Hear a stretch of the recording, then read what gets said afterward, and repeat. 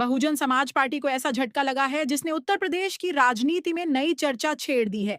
BSP के सबसे वरिष्ठ नेताओं में शामिल और पार्टी के इकलौते विधायक उमाशंकर सिंह अब इस दुनिया में नहीं रहे। लेकिन सबसे ज्यादा चर्चा उस पल की हो रही है जब मायावती अंतिम दर्शन के बाद भावुक हो गईं और परिवार को लेकर बड़ा ऐलान कर दिया। आखिर क्या कहा मायावती ने और अब बीएसपी की राजनीति पर इसका क्या असर पड़ेगा? पूरी खबर आखिर तक देखिए।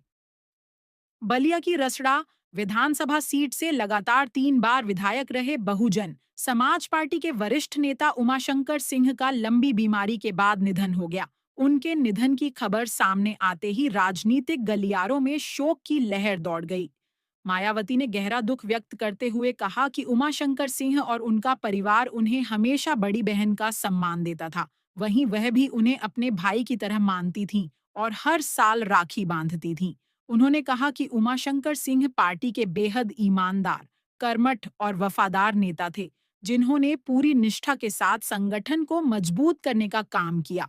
मायावती ने उमाशंकर सिंह के बेटे से बातचीत का भी जिक्र किया और भरोसा दिलाया कि इस कठिन समय में पूरी बहुजन समाज पार्टी परिवार के साथ मजबूती से खड़ी रहेगी। उन्होंने परिवार से हिम्मत बनाए रखने और आगे बढ़ने की अपील की। उमाशंकर सिंह के निधन के साथ ही उत्तर प्रदेश विधानसभा में बहुजन समाज पार्टी का प्रतिनिधित्व पूरी तरह समाप्त हो गया है, क्योंकि 2022 के विधानसभा चुनाव में बीएसपी से जीतकर विधानसभा पहुंचने वाले वे अकेले विधायक थे। ऐसे में उनके जाने से न सिर्फ पार्टी को बड़ा नुकसान हुआ है, बल्कि पूर्वांचल की राजनीति में भी एक बड़ा राजनीतिक खालीपन पैदा हो गया है। उमाशंकर सिंह के निधन के बाद उत्तर प्रदेश की राजनीति किस दिशा में जाएगी? क्या बीएसपी इस राजनीतिक शून्य को भर पाएगी? अपनी राय हमें कमेंट करके जरूर बताइए। अगर आपको यह रिपोर्ट पसंद आई हो, तो वीडियो को लाइक, शेयर और जीडी न्यूज नेटवर्क को सब्सक्राइब करना बिल्कुल न भूलें। धन्यवाद। कहना है कि उमाशंकर सिंह जी के परिवार के लोगों को आपने जब तक बीएसपी में आप जिंदा रहे हैं, आपने ईमानदारी का अपना परिचय दिया। आपको ये मालूम है कि वो बिजनेसमैन थे और अक्सर आपने देखा है कि जो बिजनेसमैन होते हैं, जब सत्ता परिवर्तन होता है तो वो परिवर्तन पार्टियां बदल देते हैं। उतार चढ़ाव आए, लेकिन उन्होंने पार्टी को धोखा नहीं दिया और मुझे तो सही मायने में वो अपनी सगी बहन की तरह मानते थे।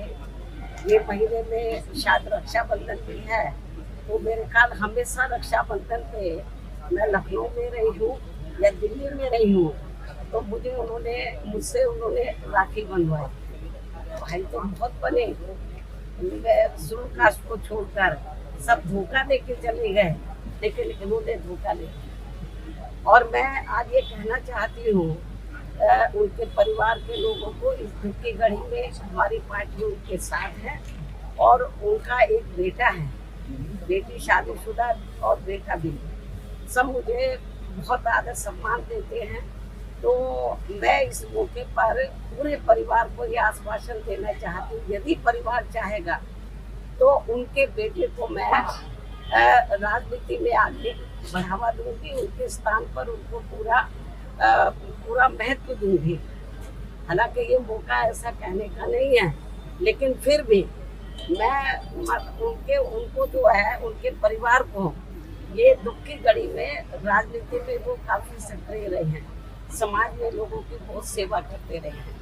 तो मैं, परिवार चाहेगा तो उनके बेटे को मैं राजनीति